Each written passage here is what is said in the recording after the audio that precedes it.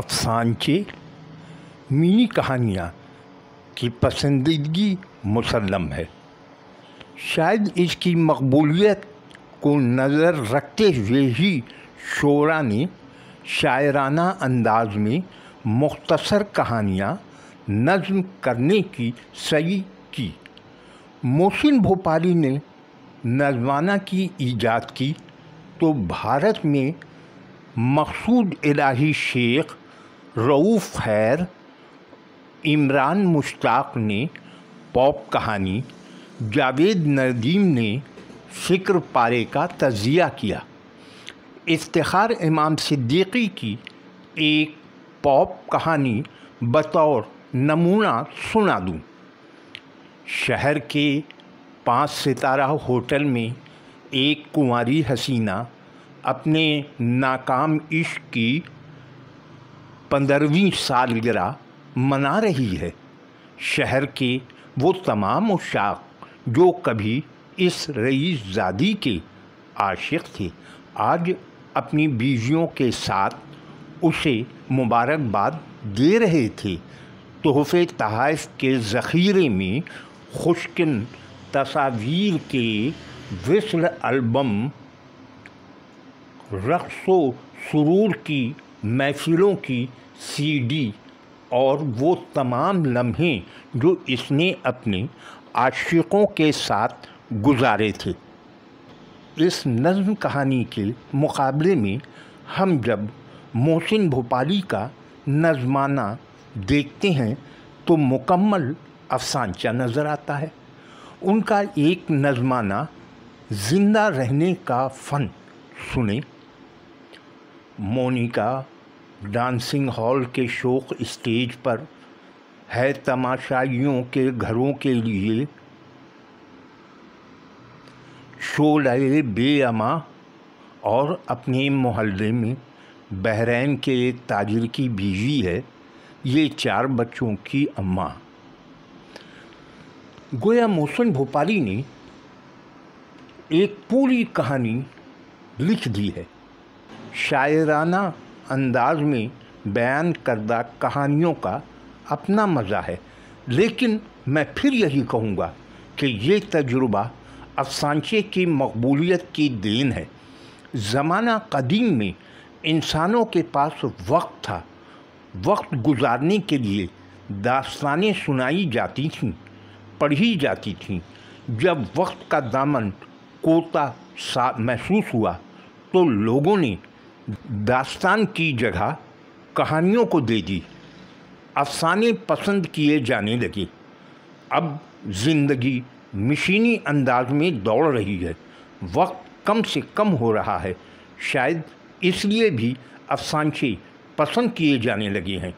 ये बात भी मुसल्लम है कि हमारे यहाँ अफ़सानचों को कलमकारों ने बहुत कम वक्त दिया। गिनती के लोग सामने आए इसलिए कि हमारे यहाँ प्रोफेशनली राइटर्स ज़्यादा हैं। उनकी रोज़ी रोटी कलम से जुड़ी हुई है, जबकि इंडिया में उर्दू कलमकारों का एजाज़िया बहुत कम दिया जाता है। इसलिए जितने भी कलमकार हैं, सब के सब अपने अंदर के कलमकार को तस्कीन देने के लिए लिखते हैं। इसलिए वहाँ अफ़सानचे बहुत अच्छे और बहुत बड़ी तादाद में लिखे गए।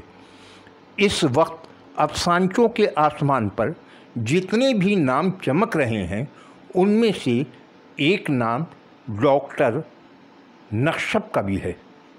आज हम उनके चंद अफ़सानचे सुनेंगे, लेकिन पहले मैं उनका तारुफ़ करा दूँ। नाम डॉक्टर नक्शब मसूद। शायर भी हैं और अफ़साना निगार भी। ड्रामा भी लिखते हैं और मुबस्सिर भी हैं, लेकिन अफ़सानचा निगारी भी खूब करते हैं। पेशे के एतबार से होम्योपैथी के डॉक्टर हैं। सन 70 के आसपास अदबी सफ़र का आगाज़ किया। मारूफ तसनीफ़ में धनक रंग मुश्तरका शायरी मजमुआ और लहू रंग सुखन में बोलता है। شعری مجموعہ ہے، دوسرا موڑ اور برگزشتہ ہوا یہ 2 افسانوں کے مجموعے ہیں۔ انٹرنیشنل افسانچہ فاؤنڈیشن کے چیئرمین ہیں۔ مہاراشٹر کے شہر مالیگاؤں میں رہائش پذیر ہیں۔ اب چلتے ہیں ان کے افسانچہ عصمت کی طرف۔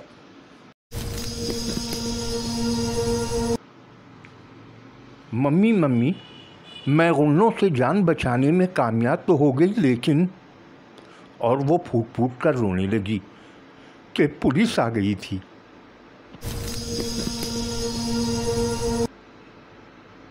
چند جملوں میں کیسی کاٹ ہے، کیسا تن سے بھرپور افسانچہ ہے۔ اب ایک اور افسانچہ سنیں، عنوان ہے انورٹر۔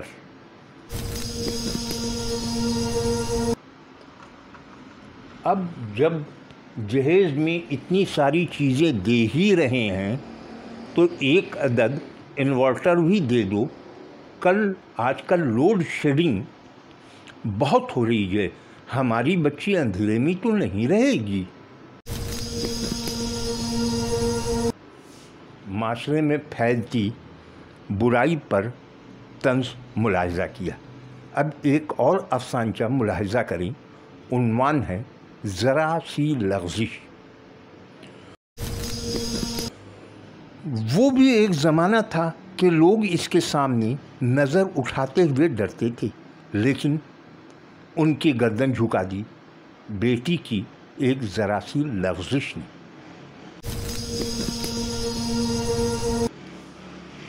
رتن سنگھ کے انداز کی جھلک لیے ڈاکٹر نقشب مسعود کی ایک اور مینی کہانی سنیں، عنوان ہے بھور۔ کوارنٹائن سینٹر میں پڑے مریضوں میں اپنی اپنی رپورٹ پر گفتگو کر رہے تھے۔ میری تو نگیٹو آئی ہے اور تمہاری؟ میری پازیٹیو ہے۔ کچھ دن اور یہاں رکنا ہوگا، لاک ڈاؤن کے بعد گھر پر ملنے ضرور آنا۔ ہاں ضرور۔ اور نگیٹو رپورٹ والا اپنے گھر جانے کی تیاری میں مصروف تھا کہ اچانک اس کی طبیعت بگڑ گئی اور چند ثانیے میں بے جان شاخ کی طرح زمین پر آ رہا۔ پازیٹیو مریض کی آنکھوں کے آگے نگیٹو پازیٹیو کے ہزارہا نشانات تیزی سے بھنور بن کر رقصاں تھے۔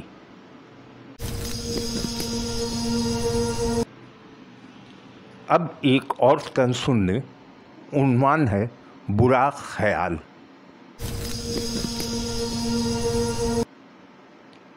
ایک کتے کے پلے نے اپنی ماں سے پوچھا، موم کیا کبھی ہم بھی انسان تھے؟ ماں نے بیٹے سے کہا، کیوں بیٹا، ایسا برا خیال تجھے آیا کیسے؟ پلے نے جواب دیا، آج سڑک پر 2 آدمیوں کو ہماری طرح جھگڑتے دیکھا، مجھے ایسا لگا کہ ہم بھی کبھی انسان تھے۔ اب آخر میں اپنی مینی کہانی سنا دوں، عنوان ہے رپورٹ۔